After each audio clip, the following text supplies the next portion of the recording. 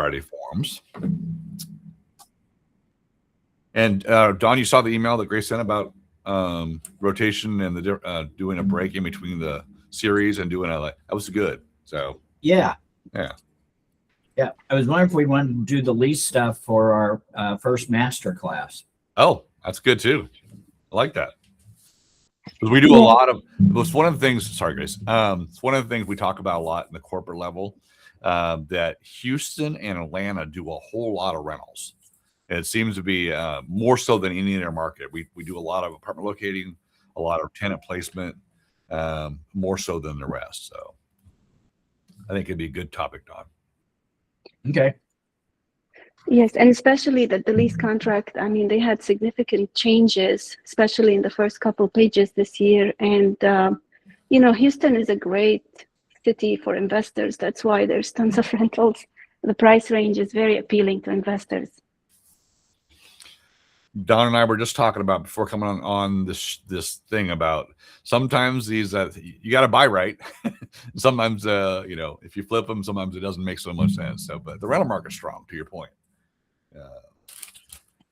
Cool. Well, good morning, everybody. Good morning, Colleen. Thanks for joining us. We've been waiting for you, so now we can start. Party can start. Sorry to hold up the meeting. Well, it's all right. Shame on you. Colleen's like, nope, not on me. Well, who's going to start us off this morning? What's going on? Anything fun this weekend? Any deals this weekend?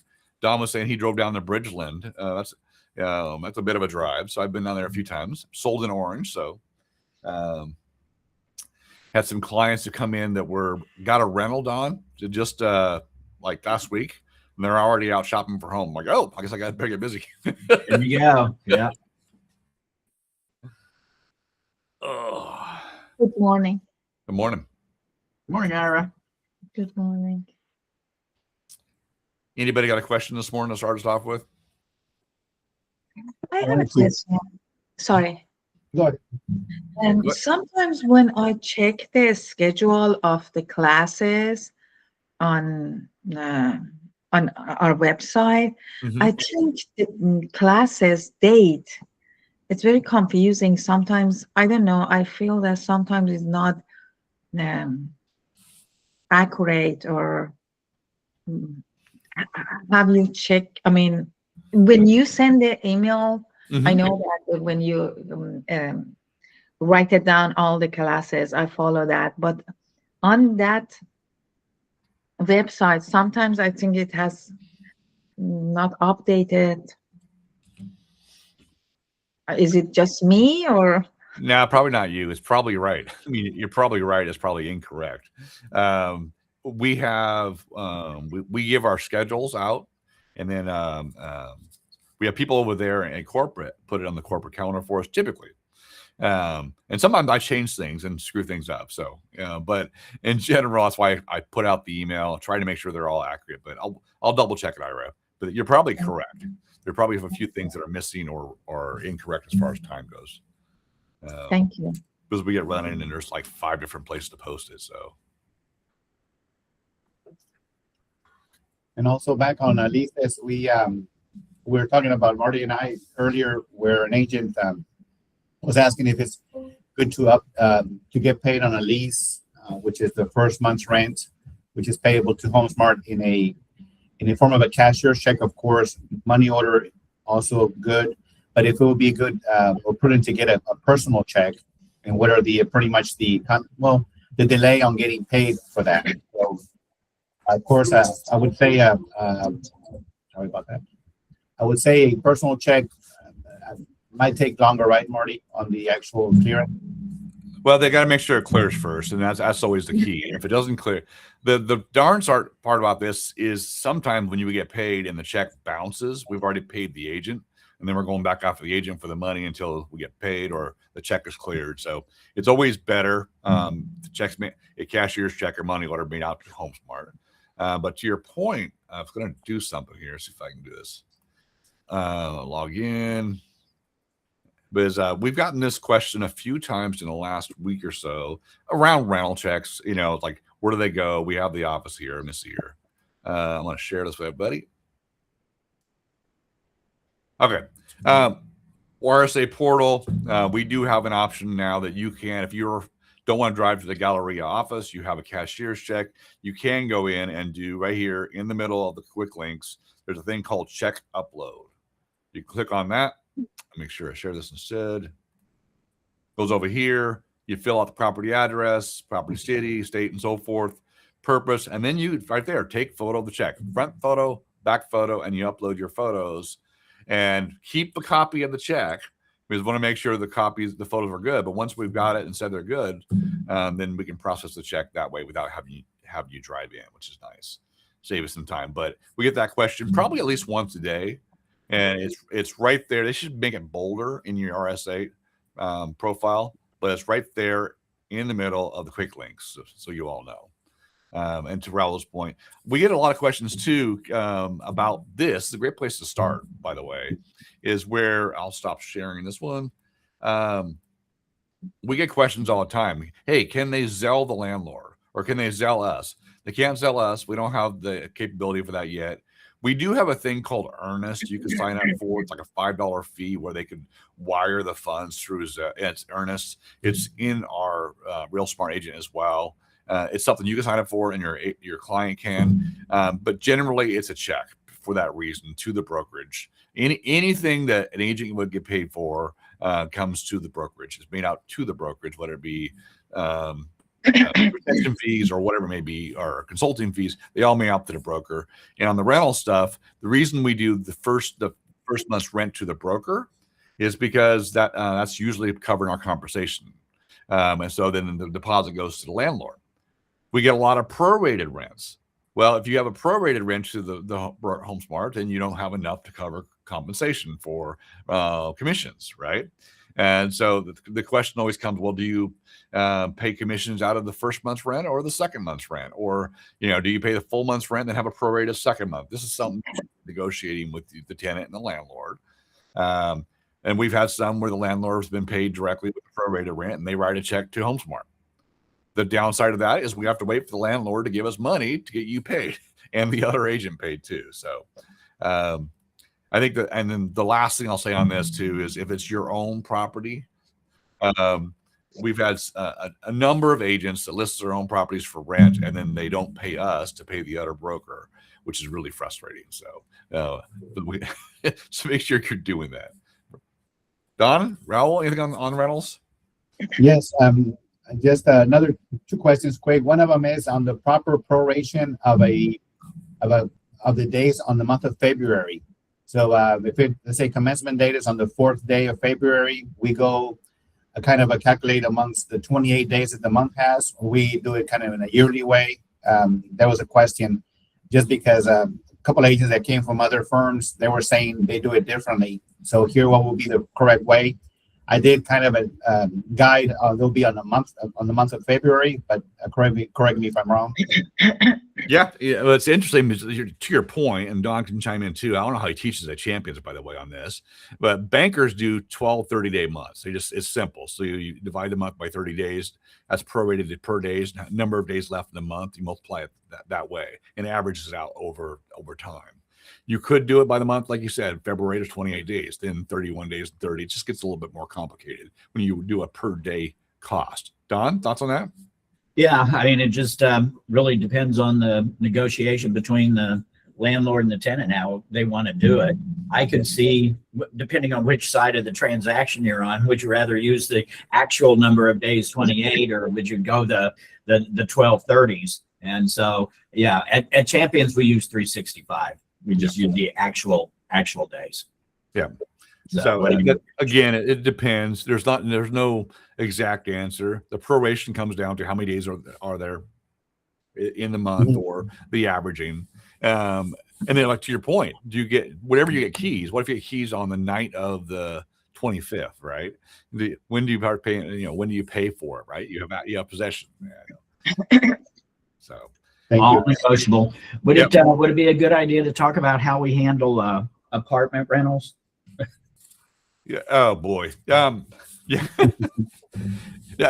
Don says this because we got to figure out a better system for apartment locators. Now, there are literally thousands of apartments out there that are willing to pay a agent for referring, or I'll rephrase that, for sending over a lead.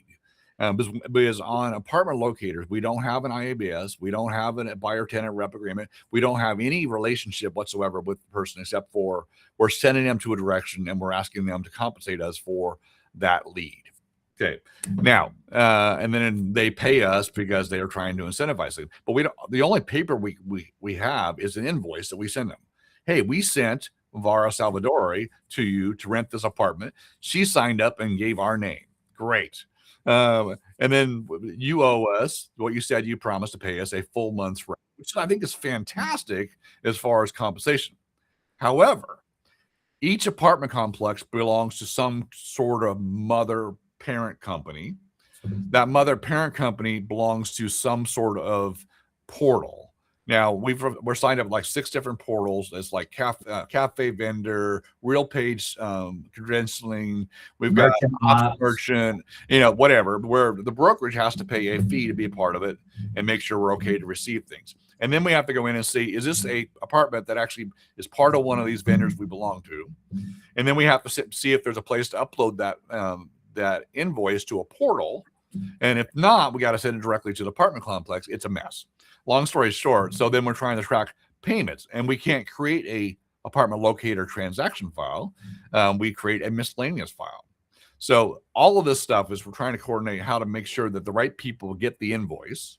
And then we wait till the money comes in, and we tied the invoice with the money that comes in to create a miscellaneous file so we can get you paid out.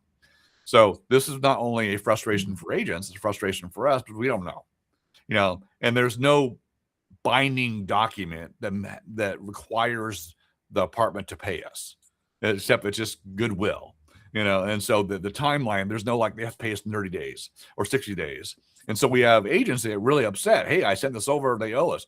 Yes, we've submitted an invoice, and we keep following up with them, but it can be one of those things. It can be lucrative for people that do it consistently, but it seems like every single week we have a new apartment complex that's part of a new vendor system that we have not joined yet. So there's a back-end process.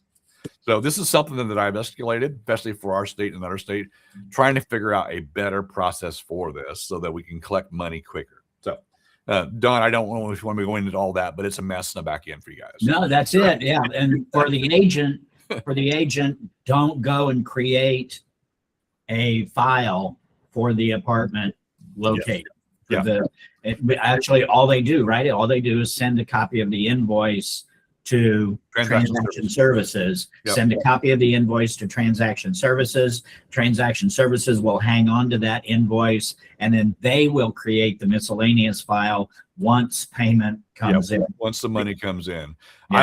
I would encourage all of you I would encourage all of you on the call as well to go ahead and copy me on that as well, because you may get notice that, oh, by the way, it has to be uploaded in certain portals.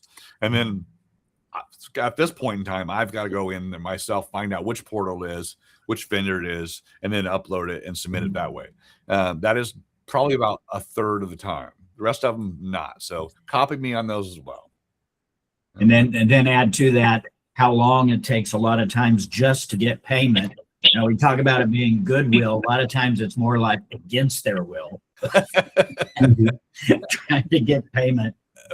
We've got, now on that note, most of them are within a couple months, a month to a couple months, but we have some that we're waiting on. It's been over a year. So just so you guys are aware. The lease ended before payment came in. Yeah. Wow. Yeah. And it's not because we haven't been bugging them. It's just, we'll pay you. Anyway, yes, Marie.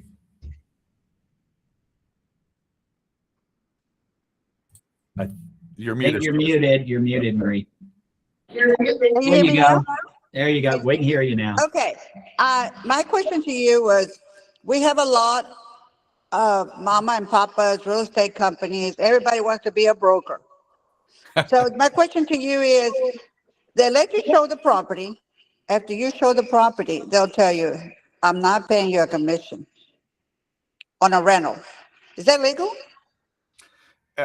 It is right now. I think it's negotiable, and then some mom and pop, some big corporations are saying up front that they're only paying their listing broker. They're not paying a tenant broker a compensation. So yes, and that's why oftentimes we have to call. We're not steering clients. We'll still show a place if our tenant wants to see it. However, we have the conversation around the buyer tenant rep saying, this is what I make.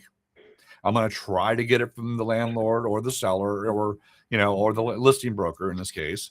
But if not, you're responsible for it. And then you show the property, you call them. And if they say they're not offering anything, you have to go back to your tenant and say, this is, you're obligated to pay me at this point in time. That's those tough conversations. But yeah, it is legal. There's no published co-tenant brokerage fee. That's why if you can get an agreement between brokers beforehand, saying, are you offering it? My tenant's obligated to pay me 50% of the month rent. Is the landlord willing to pay that, or you are willing to pay that out of your commission, and get it signed before you show it? Don? Raul? Thank you. Yep, that's the reason why we need that written agreement before we ever go out and show any kind of property, whether it be sale or lease, either one. That's the whole purpose behind it. That protects your side of the compensation. At least on the buy side of things right now, Marie, it's a lot straightforward. It's like, hey, if they're telling you you're not offering anything, you can go back and put it in the offer. It's fine. We're going to ask the seller to pay for it in 12A1B. It's not there yet in the lease. Maybe it should be, right? Yes. Thank you. You're welcome.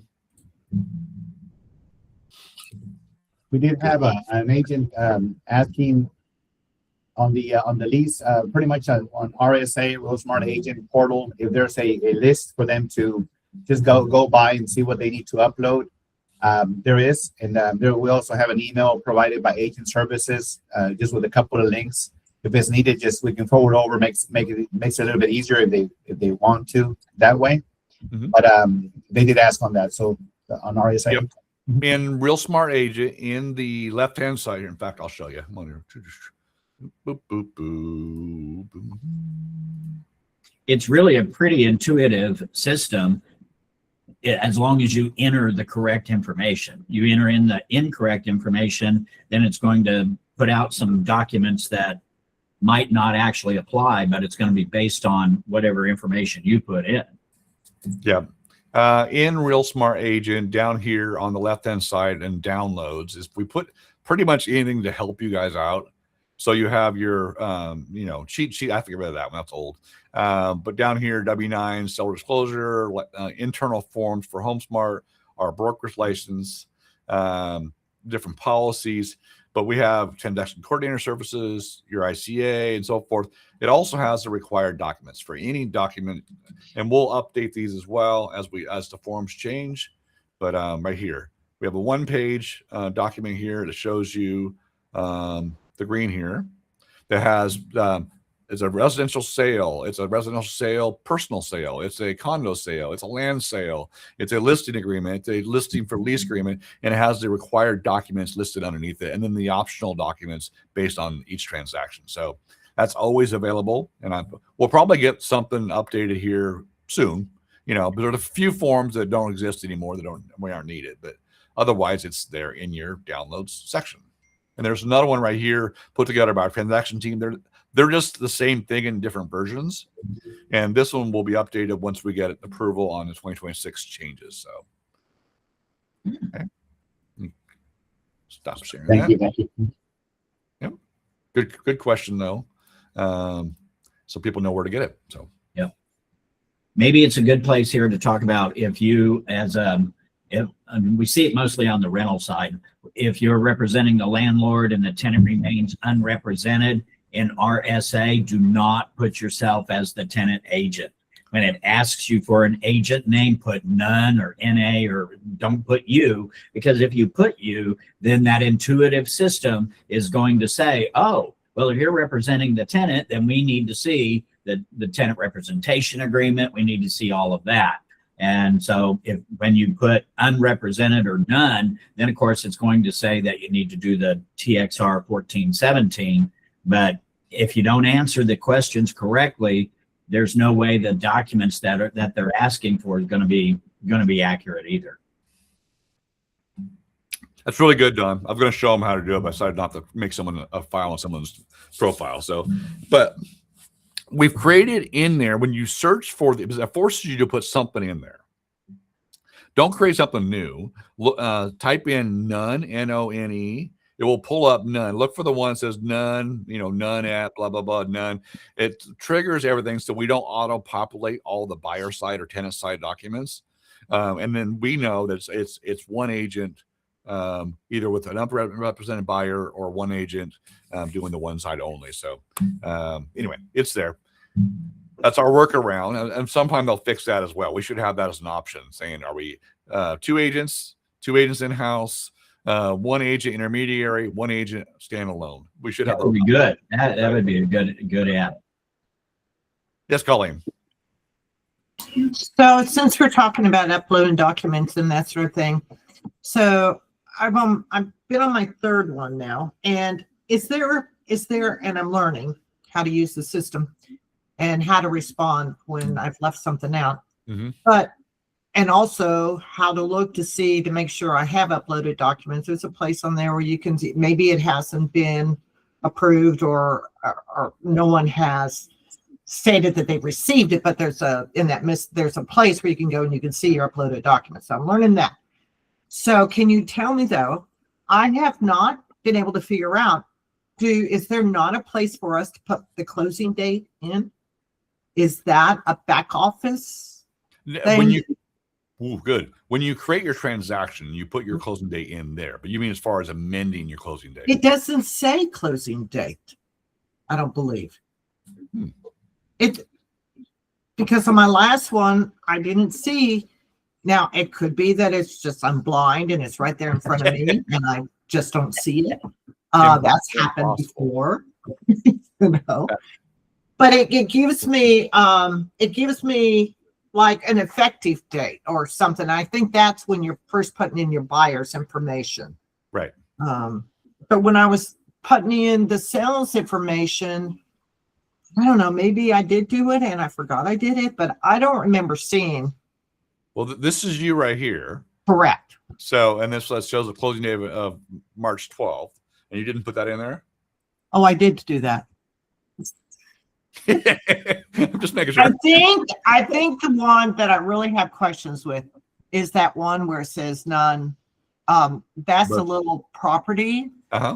And it's still, I think what happened there was, so it had in there a closing date for the 24, whatever that was. But everything I kept getting notices was like, I didn't get the breakdown in regards to the commission until like 5 days after we closed.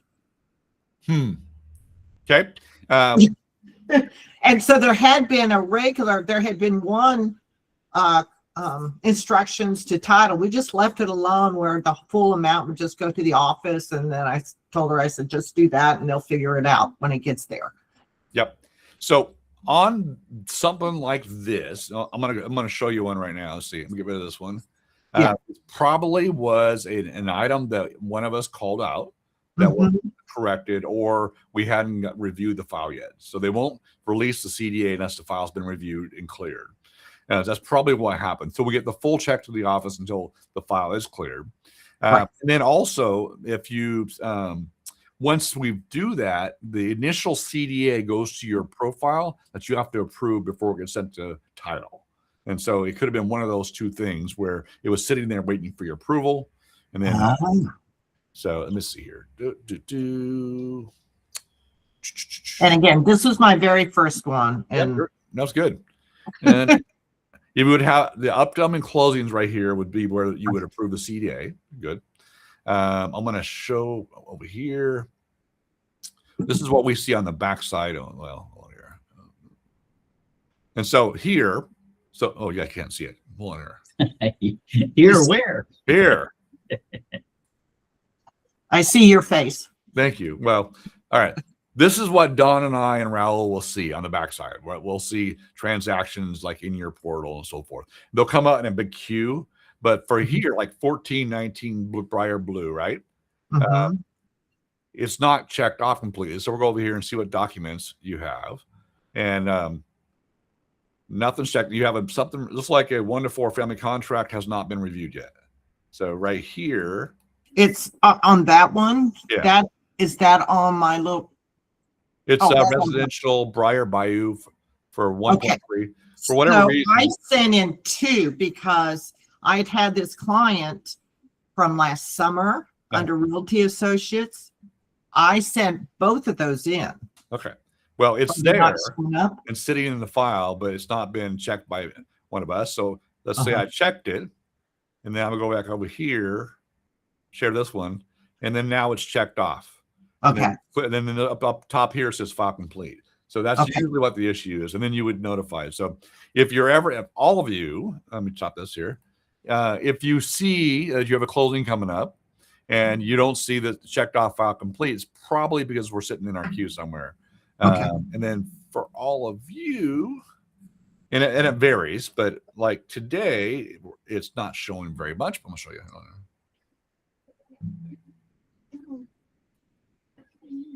And I need to go look because when you showed mine, it only showed 2, and I also had a rental in there. And then that's another thing too.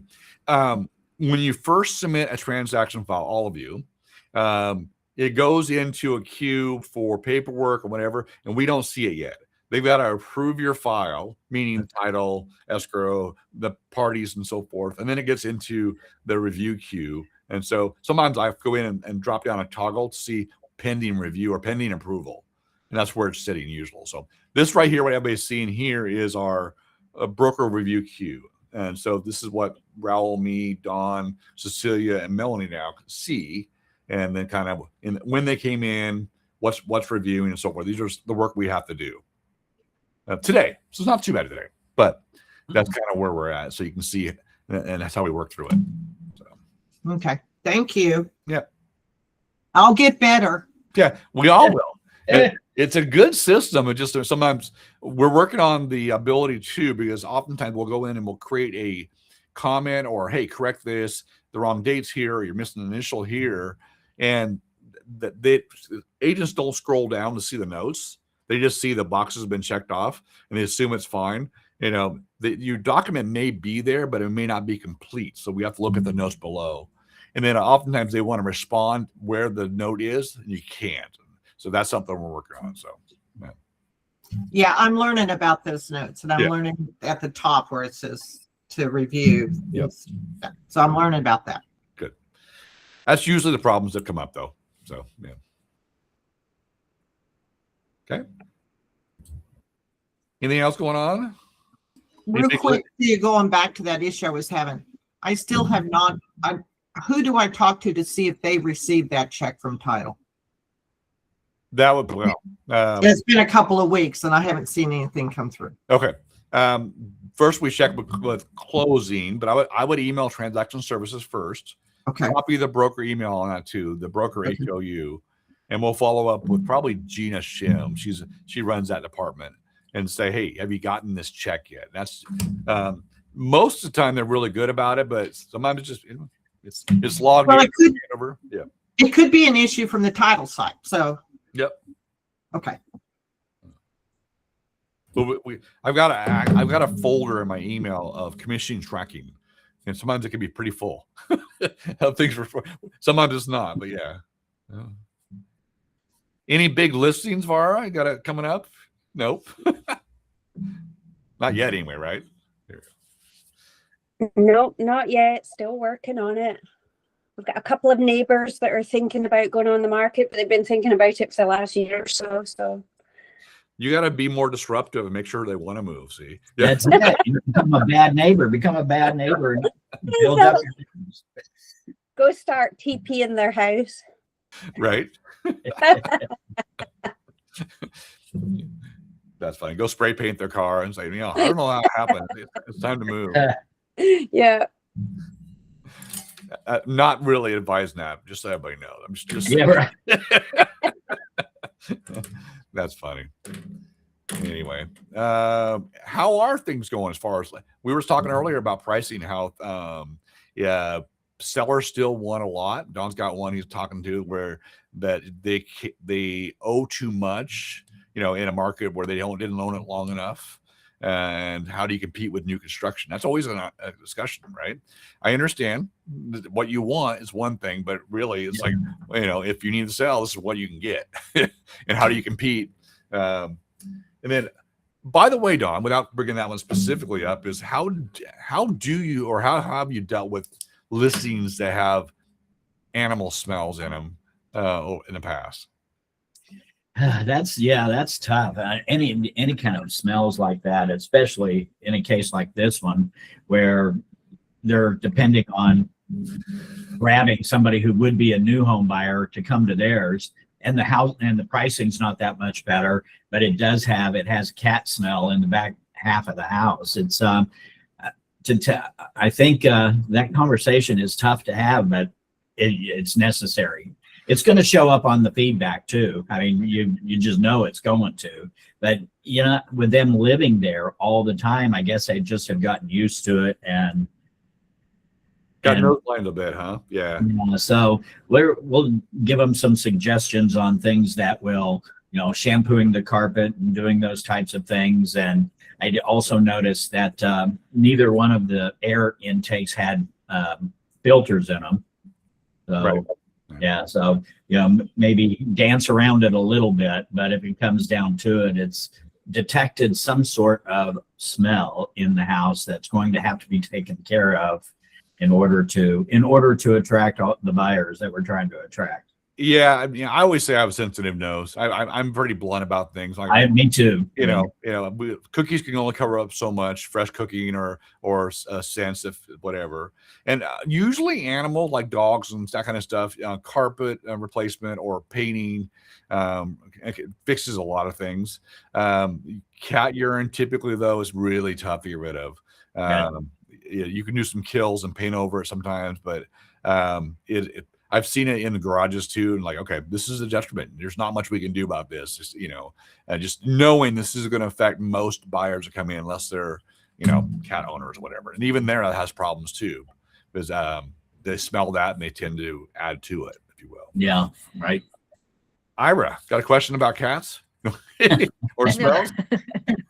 No, I have another question. Sure. I am in the middle of the contract, and I'm an agent for the buyer.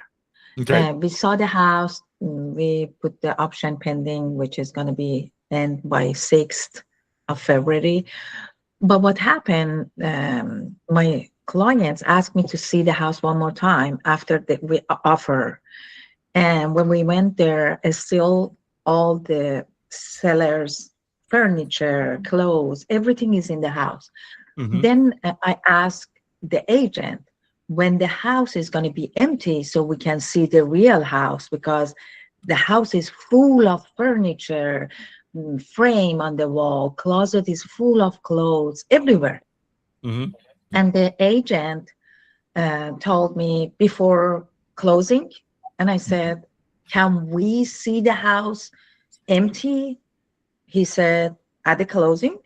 But what about if at the closing, when we go and see the house, was a lot of mess behind the closet, or I don't know, dryer, washer?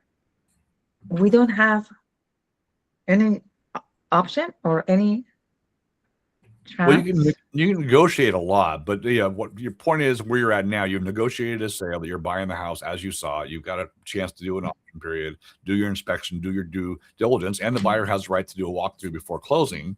I'm assuming that I won't assume too much, but you know what that does, and Don knows that as well. But that on the day of closing, they should be in a stage of moving out.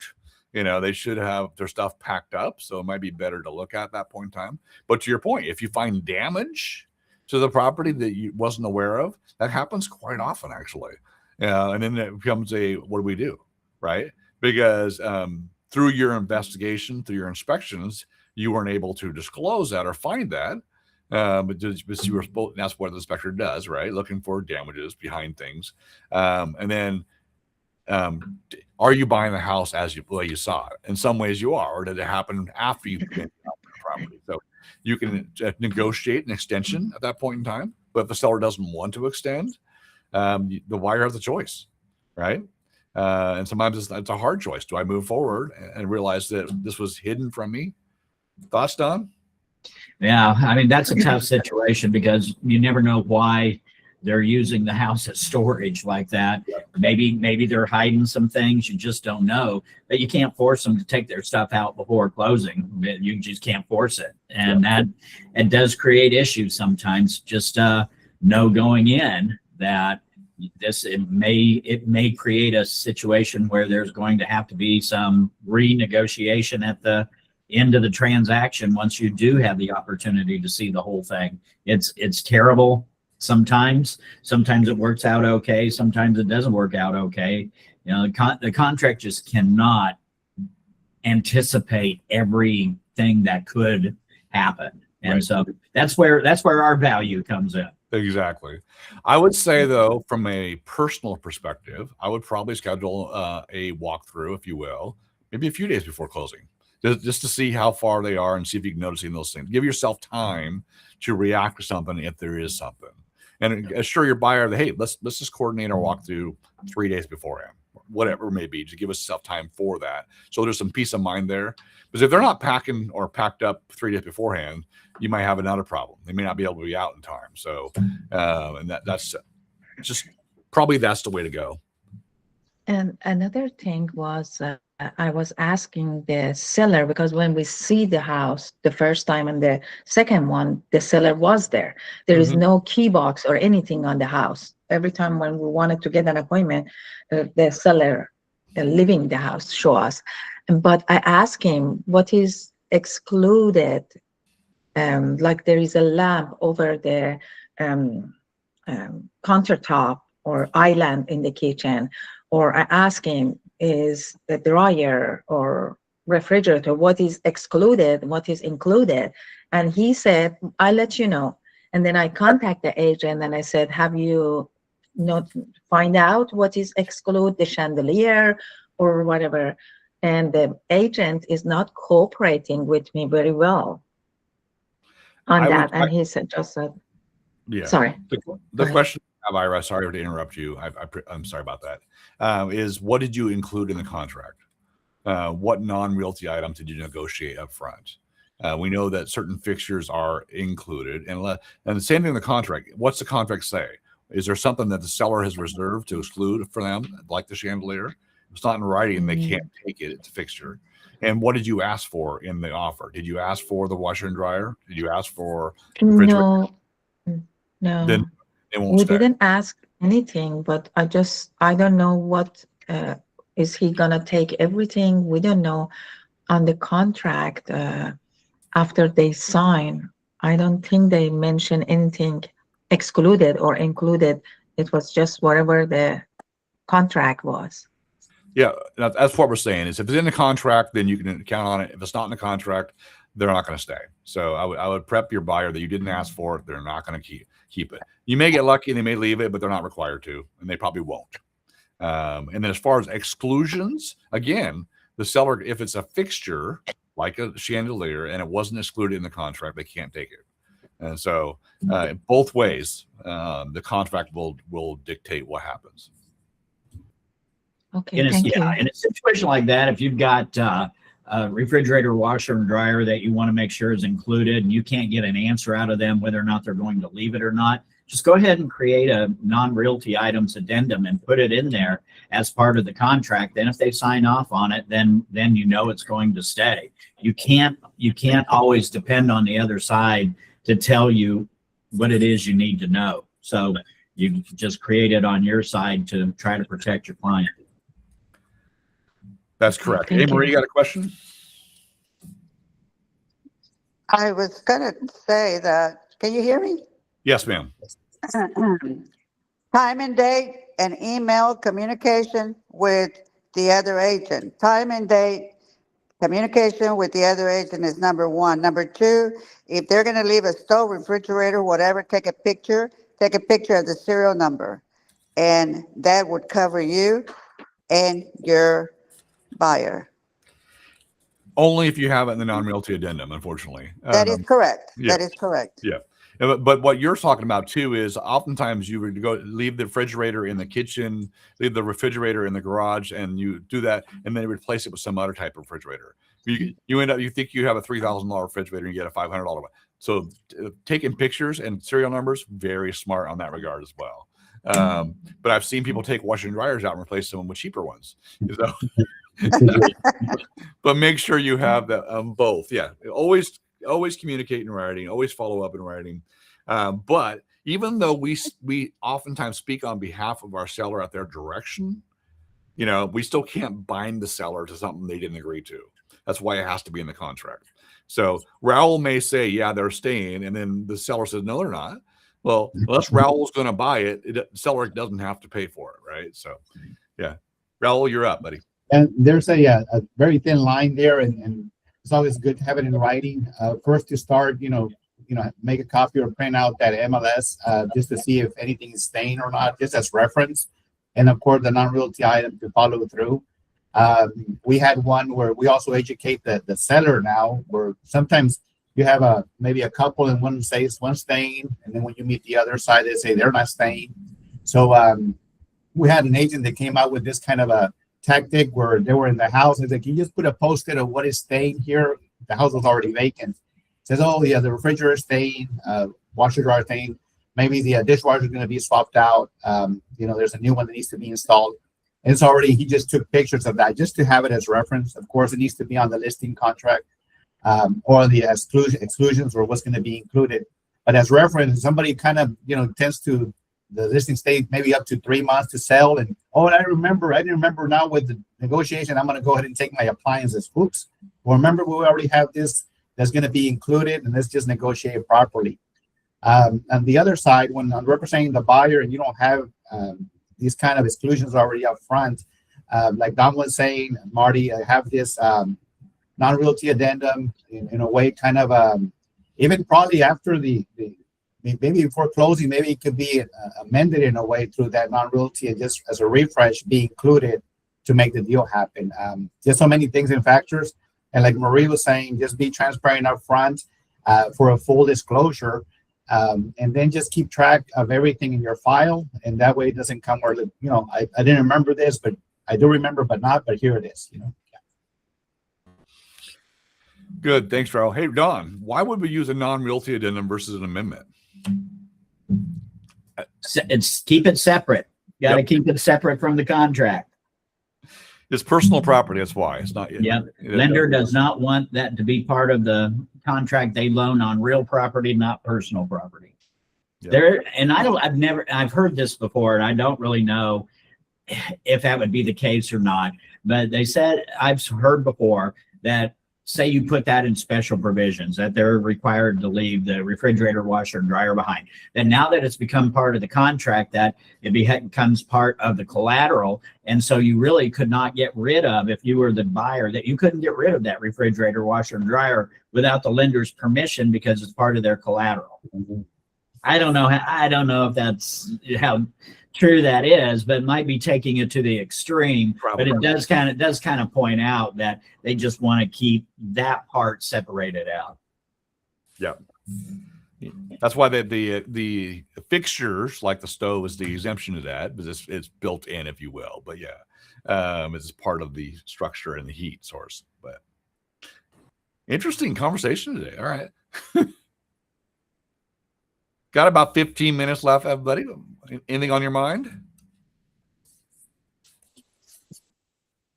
I wanted to mention also, just in a nutshell, about how important that is on the final walkthrough. Just clarifies everything, and if something's missing or not last minute repaired, it's always good to take it in consideration and have it completed or negotiated to have it done. Back to the cats and dogs and the odor smell. We had one listing where everything was taken care of. There was shampoo on the carpet, sanitized and steamed carpets, the whole house. It was also a smoking in-house. So they cleaned out the ducts, did all the vents, I think it's more like a change up and everything. But then the odor went completely out. And then like maybe a month in, when the temperature had changed, or the air condition was out or the heater was on, it came back, and it was about the infusion of maybe the current, the cat urine or whatnot, and so it's kind of hard to let go. But the tenants still wanted it. They just wanted to maybe clean out the tile in the kitchen where there was they detected where the cat urine was, and it made it happen. But full disclosure in the front will prevent headaches, and being transparent about it. Yes, yeah. Maybe kind of negotiate the lease a little bit lower if that happens. Yep. Be thinking now too with the cold weather. A lot more rodents are becoming an issue. Make sure you're being aware of that because they're trying to find warm spaces.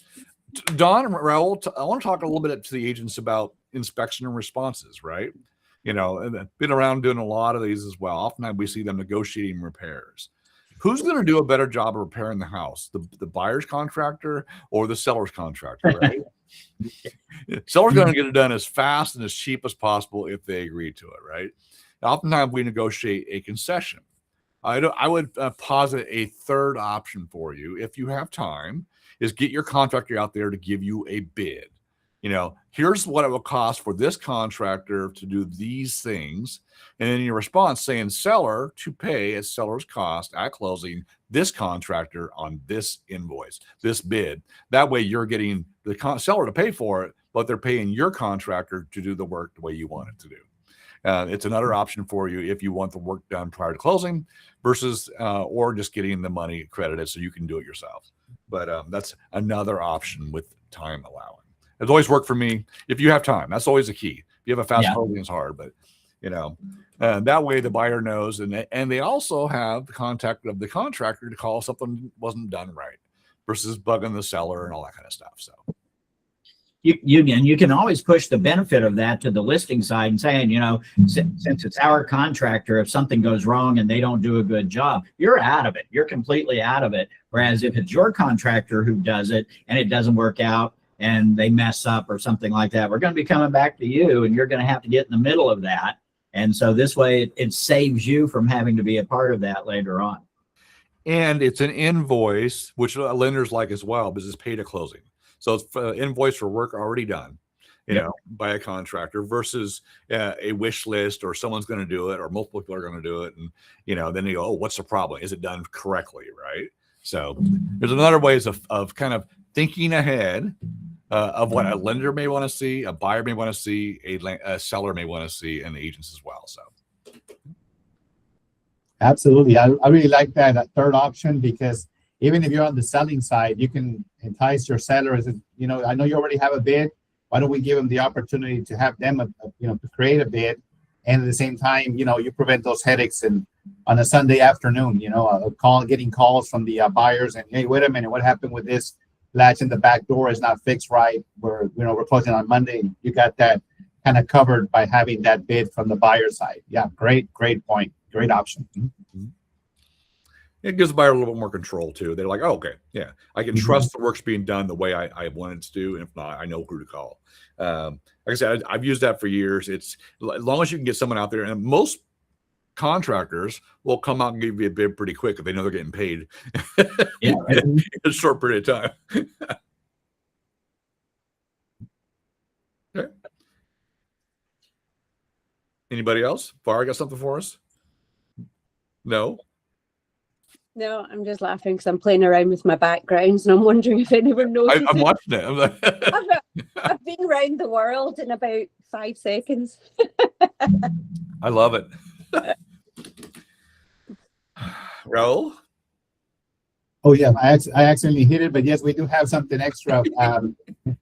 This morning, we have an agent called, and this one's a good one because we do kind of tend to follow through. Where does this kind of a request goes? Back on leases, if a lease, let's say the landlord is saying, if anything is going to be costing more than $100, the first $100 to be paid by the tenant. And we're looking at the contract where it's stipulated or stated. Correct me if I'm wrong. We didn't see it, but they say we can kind of place it on special provisions, kind of a professional wording there, where the first $100, the first $75 are covered by the tenant. What are your thoughts on that? We're seeing that more and more. Obviously, we want to caution any agent from practicing law. When you start writing down stuff in and for them, we don't want you to do that. The landlord can obviously say, this is my policy. I do it for all tenants. They can add the language themselves. Again, it'd be better if an attorney did it. And these are landlord responsibilities generally, to make, if there's damage done by the tenants, different story. But if there's the heater goes out, it's landlord's responsibility. If there's a leak, it's a landlord's responsibility. So charging the tenant the first $100, I think there might be an issue long term. Don, thoughts on that? Yeah, our lease used to have that. So a lot of times when you run into that, it's because somebody remembers it from 10, 15 years ago when the lease used to actually have a provision that said that the tenant would pay the first certain amount. It was a blank that got filled in on the lease. And some of them have just carried that forward after they took it out. Some of them have just carried that forward. But yeah, I mean, I can see all kinds of, and I understand the thinking behind it is that, if I have to pay $100 every single time that I call for a contractor or somebody, then I'm going to call for them less often. That could backfire too, which means the tenant tries to fix it themselves, or they try to do something that causes more harm than good. So, we had one last year in Austin. It was a rental. Tenant didn't want to call because that provision was in there for a dishwasher leak. Well, the dishwasher leak caused floor damage, spread out through the whole thing, but it was never addressed. Yeah. Right. Again, so you got to be careful on the unintended consequences. But in general, we would would refrain from doing that as much as possible. The landlord is free to do it. Their attorneys are free to do it. Property management's fine. We shouldn't be doing it. So. And we've seen the wording more like landlord and tenant agree to, if that would be the case per landlord. That way, if we don't do property management, just prefer not to do it, but just kind of see what kind of writing they would like to add on there. Yeah, Glenda's got a good point. She said, is there a way we can get an attorney to make some standard forms for HomeSmart to use, like no smoking penalty of $500? My previous brokerage, not to be named at this point in time, we had a team of attorneys that put together I put together standard language that came up a lot, and then they approved it, put the stamp of approval on it, and we were able to give it to the agents to use. They could copy and paste it. They couldn't edit it. They could copy and paste it. So I have made that request, Glenda, to HomeSmart. We haven't got anywhere yet, but they're open to the idea of having some sort of like standard language that we could do. So that is something on the docket that who knows.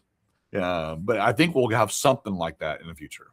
So, but it is a good idea because brokers can write it, attorneys can write it, and the parties can write it. Just the agent can't. So if I get something approved by HomeSmart that I can provide to you, then you can take it and just copy and paste it. So that'd be good. Thank you. Thank you. You're welcome. Ronnie, sorry.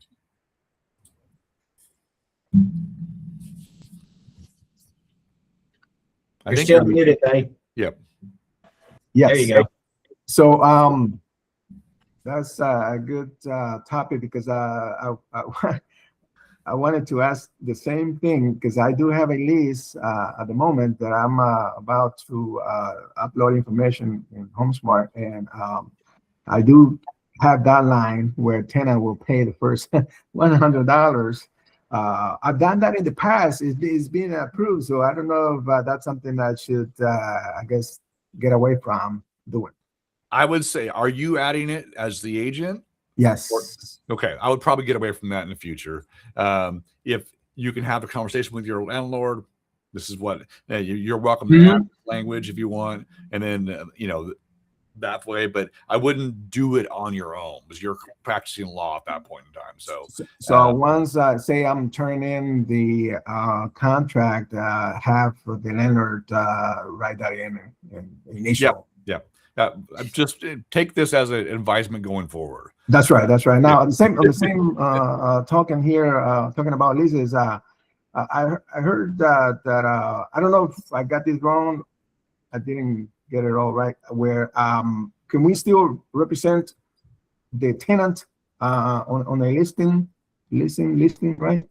Yeah, you can still do tenant placement. You can still do either represent the landlord or the tenant. That's right. You just can't do property management. That's the where we draw the line. That's right. That's right. Okay, so it'll be because they on HomeSmart there's a question where it is yes, I'm representing the tenant and the landlord also, but it's not an intermediary. Yeah, you have yes, if you are representing both, quote unquote, you are intermediary. But what we're talking about is one of them could be unrepresented. You can represent one. Gotcha. You can represent the landlord and still work with the tenant, but the tenant would represent themselves. And you would have disclosure where you say, hey, sign off TXR 1417 that you know that I represent the landlord, but I owe you honesty and loyalty, honesty and integrity and that kind of stuff, and accounting. And an IABS, so they understand what they're doing. You're good. Or vice versa, you represent the tenant, landlord's unrepresented. You can do that. We be careful on those times when you're an intermediary, where you truly are having a relationship with both, that you modify to be an intermediary. That's where you get a little risky, because then you can't give advice to either side. Yes. But I still need to go through all the set of disclosures, buyer rep and all that. No. Now, if the tenant stays unrepresented, all you need is an IABS and a TXR 1417. Because you're not giving them advice. All you're doing is assisting and coordinating the transaction. What was that? 1470? 1417. 1417. Yep. Yeah, gotcha. Thank you. Grace, I thought you had a question. Yes. No, I just want to add to this. HomeSmart actually has a form for intermediary representation without appointment that they would require you to get everybody sign if you are representing the landlord and the tenant. If you Correct. are on If both we sides. actually, So yeah. If we actually do intermediary, which we tend to say that's our least favorite option, that means you have a listing agreement with the landlord. That means you have a buyer agreement with the tenant, and then you are modifying both agreements with the TXR 1409 and the HomeSmart intermediary without appointments notice.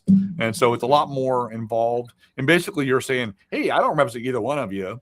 I'm trying to coordinate this deal in the middle. And so tell me what you want to do. Yeah. But yeah, that's why we say it's better. correct. Yeah. That's why we say it's better to represent one side, allow the other side to be informed but unrepresented. So Yes, and you would still be able to get the full commission in this case as well. So don't feel like because the tenant is unrepresented, you're not gonna get the 100% of the first month rent. I believe that's why most agents don't want to do it that way. But you can still collect the full month. Tenant is unrepresented. You are representing the landlord. Yeah. the same thing goes if you are a listing agent for a property for sale and there's no buyer's agent. Your listing agreement says the total amount of compensation you get for selling the property. Same thing with the total amount of compensation for you to lease the property. Now, the fact that there is or is not a co-broker, a tenant agent or buyer agent doesn't matter. That just affects, if you're going to share or not, so yeah, the commission is still yours. Yes, yeah. Yep. And then I want to just say real quick, going back to the non-realty item addendum, what I do when I'm representing a buyer, when I send the offer, and I teach my mentees to do that too, I actually save the full listing with all the pictures as a PDF file. I add it to the documents and I have the buyer initial every single page. So this way it's part of the contract that gets submitted to the seller. So in case later the listing agent can always edit the listing and you will not be able to go back and see. And I'm just talking not necessarily non-realty or appliances, but it could be, the house was listed as being, I don't know, on a slab. Then they change it to piers and beams. Whatever the case is, if the listing agent edits anything, you will not be able to go back to the previous one to prove that this was not the listing when you submitted the offer. So it's always a good practice to save the full MLS page with all the pictures, save it, have everybody initial it, submit it as part of your offer. Yeah, I'm good with that. It's also why we require a copy of the MLS printout in our RSA and RSB, is because we want to see, right, what was listed and what was sold, right? So yeah, exactly. So that's why it's always good to print that off when you go pending, so you have a copy of it versus later. Yep, good call. Yep, good one. All right, well, we're about a minute over, so I can say goodbye and have a great day to everybody, unless you have another question. I know a lot of you are quiet today, but this is about learning from each other and learning from us as well. Thanks, Levon. I'm going to stop the recording, and we'll say we'll do the countdown, right? All right.